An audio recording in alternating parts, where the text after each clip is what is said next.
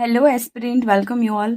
So as you all know कि हमारा जो है अभी जूलॉजी सेक्शन स्टार्ट हो चुका है और उसकी फर्स्ट चैप्टर हमने स्ट्रक्चरल ऑर्गेनाइजेशन इन एनिमल्स जो है उसको स्टार्ट कर दिया है ऑलरेडी। और 2 लेक्चर्स के दौरान हमने टिश्यू वाला टॉपिक जो है उसको अच्छे से फिनिश भी कर लिया है, तो आप उसको जाकर के देख सकते हैं। और 2 लेक्चर्स के दौरान मैंने पूरा का पूरा टिश्यू वाला टॉपिक जो है जितने भी तरह के टिश्यू होते हैं उनको मैंने अच्छे से कवर कर दिया है, तो आप उसको जाकर के देख सकते हैं प्लेलिस्ट में। और आज की जो क्लास है मैंने आपको बताया था कि अब जो हमारा टॉपिक बचता है दैट इज़ दी कॉकरोच, और दूसरा हमारा फ्रॉग बचता है। जो हमारा अर्थवर्म है वो हमारे नीट की सिलेबस में नहीं है, तो इसलिए मैं उसको कवर नहीं करूँगी। बाकी कॉकरोच और फ्रॉग दे रखा है तो उसको मैं कवर करूँगी, ठीक है। तो कॉकरोच जो है आज की क्लास में कॉकरोच स्टार्ट होगी और 2 क्लास के दौरान इसको भी मैं फिनिश करूँगी। और फ्रॉग जो है उसके लिए मैं एक ही सिंगल क्लास लूँगी। तो कॉकरोच जो है वो आज स्टार्ट मैं करने जा रही हूँ। तो सबसे पहले हम कॉकरोच जो है उसको हम समझ लेते हैं, उसकी इंट्रोडक्शन वाली पार्ट कर लेते हैं कि आखिर कॉकरोच जो है उसका नाम क्या है, वो उसको किस फाइलम में रखा गया है, उसकी क्लास क्या है। ये सब चीज़ें जो है हम अच्छे से पहले उसको समझ लेते हैं ताकि हमारे आगे जो भी टॉपिक्स है उसको समझना हमारे लिए आसान हो जाएगा। सबसे पहले क्या होगा, इंट्रोडक्शन में पहले हमने आपको जब लिविंग वर्ल्ड पढ़ाया था तब मैंने आपको करवाया था दैट इज़ कि कोई सा भी एक ऑर्गेनिज्म है उस वो किस किस कैटेगरी में रखा जाएगा। तो उसकी टोटल 7 जो है वो हमारी कैटेगरी थी, जिसके अंदर मैंने किसी भी ऑर्गेनिज्म को क्लासिफाई करने के लिए मैंने आपको बताया था कि सबसे पहले हम उसको देखेंगे कि वो किस फाइलम के अंदर आ रहा है, फिर उसकी क्लास, फिर उसकी जीनस, फिर ऐसे स्पीसीज, फैमिलीज और बाकी सारी चीज़ें मैंने आपको बताई थी। तो सबसे पहले हम कॉकरोच जो है उसकी फाइलम के ऊपर डिस्कस करते हैं कि फाइलम जो है वो कौन से फाइलम के अंदर आएगा। तो क्योंकि कॉकरोच जो होता है एक तरह का इंसेक्ट है, और इंसेक्टा वाला जो है ये किस में आएगा, दैट इज द अर्थ्रोपोडा जो है। जब मैं आपको एनिमल किंगडम बताऊंगी तब मैं आपको ये पूरा चैप्टर ही पढ़ाऊंगी फाइलम वगैरह के ऊपर। तो फाइलम अर्थ्रोपोडा जो होता है इसके अंदर आ जाता है हमारा कॉकरोच, क्योंकि इंसेक्ट है। और क्लास इसकी क्या हो जाएगी, that is the class insecta होगी या फिर हेक्सापोडा। हेक्सापोडा इसलिए कहते हैं क्योंकि हेक्स का मतलब होता है 6 और पोडा यानी कि पैर, तो 6 इसमें पैर होता है, इसीलिए इसको हम हेक्सापोडा कहते हैं। इसके बाद हम इसकी जीनस के ऊपर बात कर ले तो जीनस जो होता है मतलब पूरा नाम इसका है that is the Periplaneta Americana. अगर हमें इंडियन कॉकरोच की बात कर ले तो उसका जो नाम होता है वो होता है पेरीप्लैनेटा अमेरिकाना। तो पेरीप्लैनेटा जो होता है, जो पहला वर्ड होता है वो उसका जीनस होता है, और दूसरा जो वर्ड होता है स्पीसीज होता है, जैसा मैंने आपको बता रखा है ऑलरेडी लिविंग वर्ल्ड वाले चैप्टर में। तो जीनस क्या हो जाएगा, उसका पेरीप्लैनेटा हो जाएगा, और स्पीसीज उसकी अमेरिकाना हो जाएगी, ठीक है। अब इसकी साइज के ऊपर हम बात कर ले तो साइज जो होती है वो एनसीईआरटी में दे रखी है, दैट इज 1.1/4 to 3 इंचेस हो सकती है, जो कि लगभग 0.6 से 7.6 सेंटीमीटर तक की होगी जनरली। लेकिन अगर हम पेरीप्लैनेटा अमेरिकाना की बात कर ले, मतलब नॉर्मल कॉकरोच जो होता है उसका जनरली जो है 0.6 से 7.6 सेंटीमीटर होता है। लेकिन पेरीप्लैनेटा अमेरिकाना जो कॉकरोच होता है उसका 34 से 53 तक का हो सकता है उसका साइज। उसके बाद हम कलर की बात कर ले कि किस किस कलर में हमें देखने को मिलेगा। तो ये ब्लैक हो सकता है, ब्राउन हो सकता है, और ट्रॉपिकल रीजन जो होता है वहां पे ये ब्राइट रेड, ग्रीन और येलो कलर का भी हमें देखने को मिल सकता है। अब इसके ऊपर कुछ और हम बातें कर लेते हैं कि ये जो होता है नॉकचर्नल ओमनीवर्स होता है। ओमनीवर्स का मतलब होता है ये सब कुछ खाता है, हमारे तरह होता है, और नॉकचर्नल होता है यानी कि ये रात में दिखता है हमें। जो रात में दिखने वाले होते हैं उसको नॉकचर्नल कहते हैं, ठीक है। तो ये रात में हमें जनरली देखने को मिलता है, ये ओमनीवोरस होता है। और ये हमें कहाँ पे दिखेगा, जहाँ पे अंधेरा रहेगा, मतलब जैसे मैंने आपको यहाँ पे बताया नॉकचर्नल होता है यानी कि अंधेरे वाले जगह में, और कूल डैम प्लेसेस जो होगा वहाँ पे डैम्प प्लेसेस जो होती है वहाँ पे, जहाँ पे थोड़ी सी नमी रहती है, वहाँ पे हमें देखने को मिलेगा। हमारी जो किचन के अंदर सिंक वगैरह होती है, वॉशरूम होता है, वहाँ पे हमें ये देखने को मिलता है। और जो होता है ये रेसिडेंट होता है हमारे ह्यूमन होम्स का, and this are the serious pest and vectors of the several disease. बहुत सारी बीमारियां जो है उसके लिए ये वेक्टर का काम करती है, यानी कि ये बहुत सारी बीमारियां जो है वो कॉज करवा सकती है, ट्रांसफर मतलब वेक्टर की तरह यूज हो करके, ठीक है। तो बहुत सारी डिजीज भी इससे हो सकती है। इसके बाद हम इसकी नॉर्मल मॉर्फोलॉजी के ऊपर बातें कर ले अगर, तो इसकी बॉडी जो होती है वो डिवाइडेड होती है इंटू हेड, थॉरेक्स और एब्डोमेन में। तो हेड, थॉरेक्स और एब्डोमेन जो होता है इसमें डिवाइडेड होता है इसका बॉडी, यानी कि जो इसकी हेड होती है इसमें टोटल 6 सेगमेंट होते हैं, जो कि बाद में जाकर के फ्यूज होके 1 बन जाते हैं, एक हो जाता है सेगमेंट, मतलब 6 सेगमेंट होता है इसके। हम इसकी नॉर्मल एम्ब्रियो की बात करें। इसके बाद इसकी थॉरेक्स जो होती है इसमें 3 सेगमेंट होता है और ये बाद में भी 3 ही सेगमेंट में रहता है। इसकी एब्डोमेन जो रहती है वो पहले 11 रहती है, लेकिन ये फ्यूज होकर के 10 हो जाता है, मतलब कि टोटल जो है that is the 1 3 that is 4 and 10 14, यानी कि 14 सेगमेंट होता है एडल्ट के केस में, क्योंकि ये 6 सेगमेंट फ्यूज होकर के 1 हो जाता है। ठीक है, तो ये थी हमारी मॉर्फोलॉजी, जिसमें मॉर्फोलॉजी का मतलब क्या होता है, इसकी एक्सटर्नल अपीयरेंस, बाहर से ये कैसा दिख रहा है, तो उसकी हेड हमें दिखेगी, इसकी थोरेक्स वाली पार्ट दिखेगी, इसकी एब्डोमेन हमें देखने को मिलेंगे और इसकी ये सारी सेगमेंट्स होती है। इसमें हमें एक्सटर्नल सेगमेंटेशन देखने को मिलता है, यानी कि अगर हम इसको इंटरनली देखेंगे तो इंटरनली इसमें कोई सा भी सेगमेंटेशन यानी कि कोई भी सेगमेंट हमें देखने को नहीं मिलता है, लेकिन अगर हम इसको एक्सटर्नल बाहर से देखेंगे तो इसमें हमें अलग अलग सेगमेंट देखने को मिलेगा, इसलिए कह रहा है कि यहाँ पे एक्सटर्नल सेगमेंटेशन प्रेजेंट होता है। और इसमें जो है काइटिनस एक्सोस्केलेटन होता है, काइटिन जो है इसका बना हुआ इसकी एक्सोस्केलेटन होती है। जब मैं आपको पढ़ाऊंगी ये हमारा एनिमल किंगडम उसमें भी मैं आपको बताऊंगी कि काइटिन की जो एक्सोस्केलेटन होती है हमारे अर्थ्रोपोडा की, तो अर्थ्रोपोडा जो होती है उसकी काइटिन की एक्सोस्केलेटन होती है, यानी कि बाहर वाली जो स्केलेटन होता है उसका वो काइटिन का बनता है, और काइटिन जो होता है उसमें प्रेजेंट होता है NAG। NAG का मतलब है N एसिटाइल ग्लूकोसा अमाइन, जो है ये प्रेजेंट होता है उसकी यानी कि काइटिन के अंदर। इसके बाद इसकी जो बॉडी होती है उसमें हार्ड काइटिन की प्लेट्स प्रेजेंट होती है, उस प्लेट्स को हम कहते हैं स्क्लेराइट। लेकिन अब इस स्क्लेराइट का अलग अलग नाम है, जो जहां जहां प्रेजेंट है उसका अलग अलग नाम है। मतलब पहले क्या है कि इसकी बॉडी है, इसकी बॉडी में क्या है, काइटिन की प्लेट्स है। हमें पता है कि इसकी बॉडी बाहर से किससे बनी है, काइटिन की बनी है। अब ये जो काइटिनस प्लेट है इसको हम क्या कहते हैं, स्क्लेराइट कहते हैं। अब इस स्क्लेराइट का भी अलग अलग नाम है। तो इसकी जो बॉडी में जो इसकी डॉर्सल वाली यानी कि पीछे साइड वाली जो इसकी काइटिनस की प्लेट होती है जिसको हम स्क्लेराइट भी कहते हैं, तो डॉर्सल स्क्लेराइट जो होता है उसको हम टर्जाइट कहते हैं। जो इसकी साइड में रहती है काइटिन की प्लेट्स उसको हम यानी कि लेटरल साइड में, तो लेटरल वाली हमारी होती है प्लूराइट, और जो हमारा जो इसका मतलब वेंट्रल साइड में रहता है आगे के साइड में उसको हम बोलते हैं स्टर्नाइट। ठीक है, स्टर्नम से जो है हम वेंट्रल साइड वाला याद रखेंगे तो हमें याद रहेगा कि वेंट्रल साइड में जो होता है उसको हम स्टर्नाइट कहते हैं, जो लेटरल में रहेगा उसको हम प्लूराइट कहेंगे, और जो डॉर्सल में रहेगा उसको हम टर्जाइट कहेंगे। और ये हमें याद रखना है अच्छे से, क्योंकि इससे डायरेक्टली क्वेश्चन आता है कि डॉर्सल वाली जो काइटिनस की प्लेट है स्क्लेराइट है उसको क्या कहते हैं, तो ऐसे क्वेश्चन आ जाता है, तो उसको हमें याद रखना है। और ये जितने भी स्क्लेराइट्स होते हैं ये एक दूसरे से जुड़े हुए रहते हैं एक फ्लेक्सिबल मेम्ब्रेन से, जिसको हम अर्थरोडियल मेम्ब्रेन या फिर आर्टिकुलर मेम्ब्रेन कहते हैं। तो ये भी हमें याद रखना है, इससे भी PYQ आ चुका है कि जो स्क्लेराइट्स होते हैं यानी कि काइटिनस प्लेट्स होते हैं वो एक दूसरे से कैसे जुड़े रहते हैं, through a flexible membrane which is also called as the arthrodial membrane, जिसको हम आर्टिकुलर मेम्ब्रेन भी कहते हैं। अब यहाँ से जो है हम उसकी बॉडी पार्ट्स जो है जितने भी उसको हम बारी बारी से देख लेते हैं। सबसे पहले हम उसकी हेड वाली पोर्शन जो है उसको देख लेते हैं।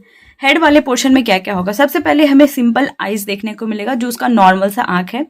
इसके बाद जो है इस आंख के जस्ट बाद यहाँ पे निकला होगा दैट इज दी एक सेंसरी स्ट्रक्चर जिसको हम कहते हैं एंटीना। एंटीना सेंसरी स्ट्रक्चर होता है जो किसी भी चीज को सेंस कर लेता है जब वो टच होता है। मान लो वो जो सेंसरी स्ट्रक्चर है एंटीना वो बहुत लॉन्ग होता है, वो क्या करता है जहाँ पे वो चलता है उस सरफेस को टच करता है तो सरफेस से उसको पता चल जाता है कि आसपास कौन है और या फिर क्या हो रहा है, तो उसको पता चल जाता है। वो एक सेंसरी स्ट्रक्चर होता है, जैसा कि यहाँ पे दिखा रखा है कि सेंसरी स्ट्रक्चर होगा एंटीना, और ये एक पेयर में होता है, दोनों साइड निकलेगा ऐसे।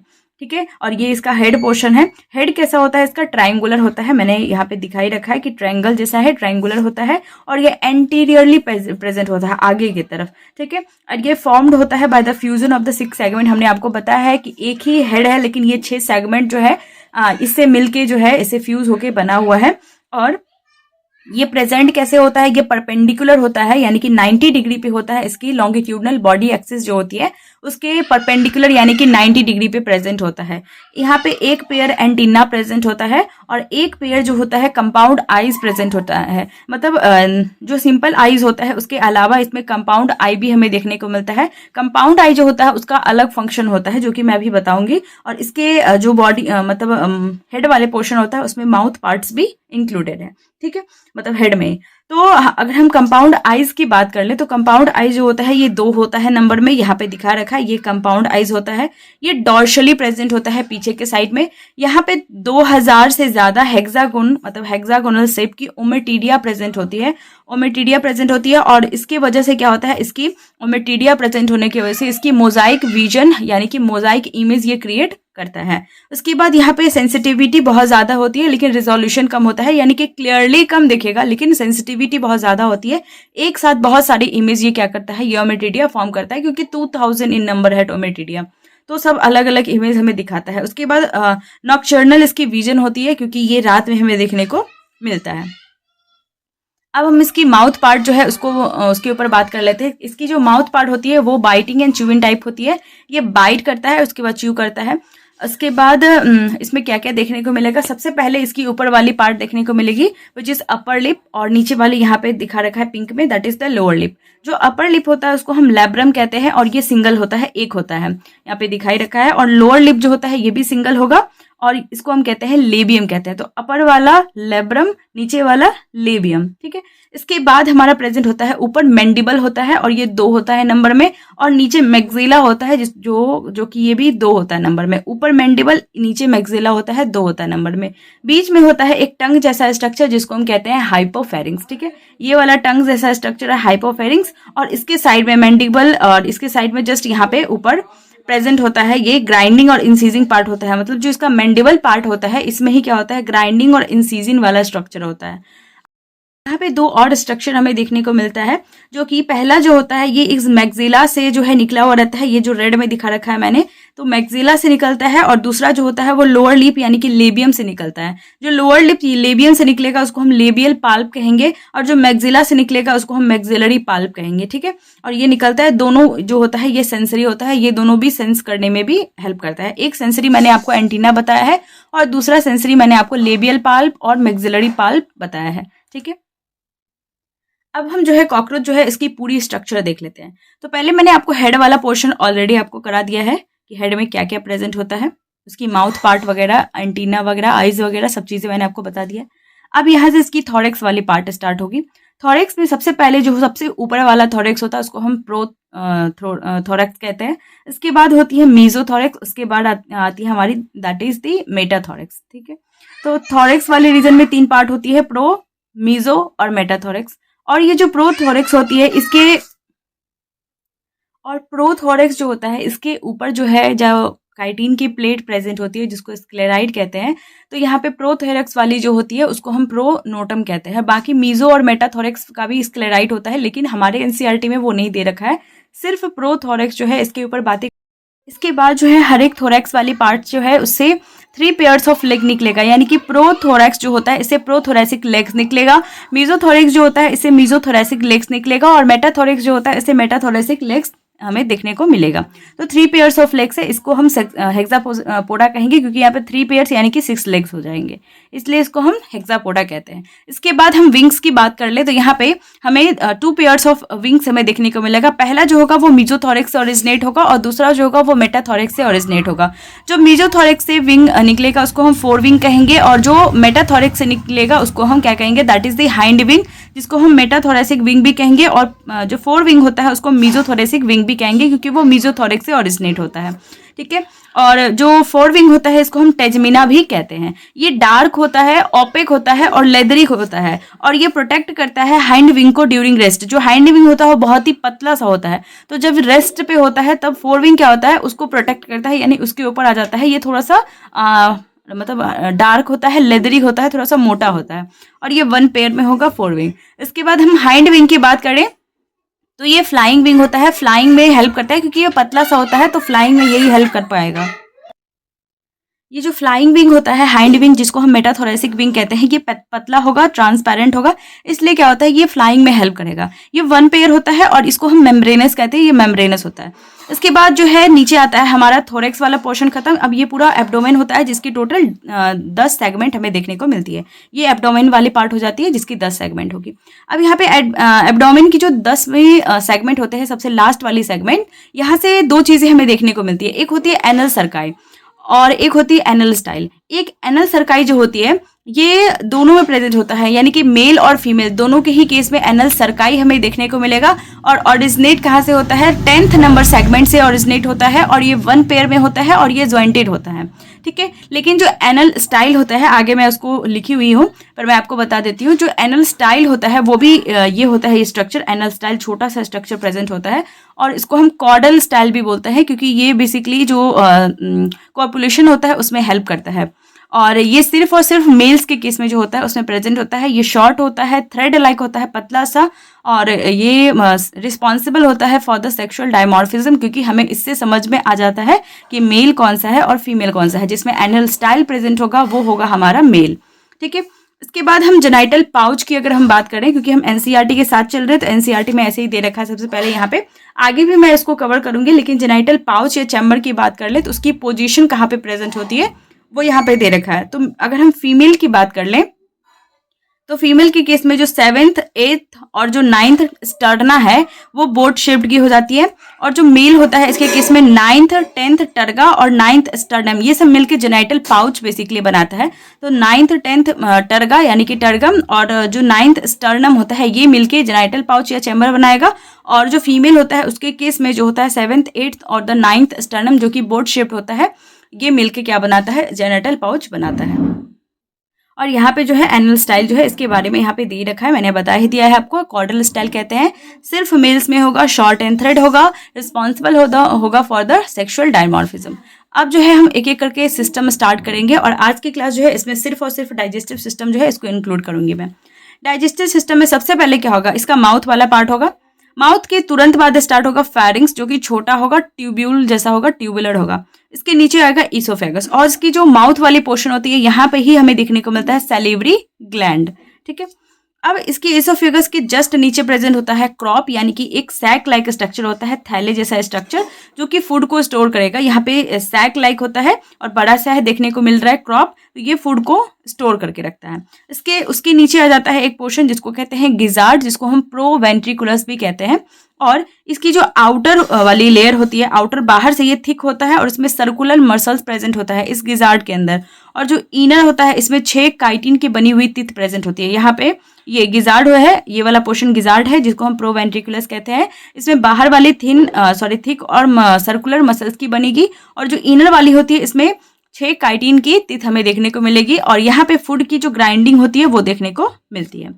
इसके बाद ये पोर्शन यहाँ तक जो है गिजार्ड वाले पोर्शन तक ये पूरा होती है फोरगट, जो कि लाइन रहती है क्यूटिकल से, बाहर से क्यूटिकल से क्या होती है, लाइन रहती है फोरगट। इसके बाद जो होता है यहाँ पे एक स्ट्रक्चर आता है फोरगट के खत्म होने के बाद तुरंत बाद, that is the hepatic gastric caeca. जो गैस्ट्रिक सीके होता है ये 6 से 8 ब्लाइंड ट्यूब्यूल्स होता है, जो कि प्रेजेंट होता है at the junction of the midgut, foregut and the midgut. मतलब अब जो है मिडगट स्टार्ट होगा और फोरगट खत्म हो गया, तो उसकी जंक्शन जो होती है यानी कि उसके बीच में जो होता है प्रेजेंट होता है ये गैस्ट्रिक हिपैटिक सीके, और ये 6 से 8 इन नंबर होता है। और ये डाइजेस्टिव जूस जो होता है उसको ये सिक्रीट करता है, क्योंकि नाम से ही समझ में आ रहा है गैस्ट्रिक सीके।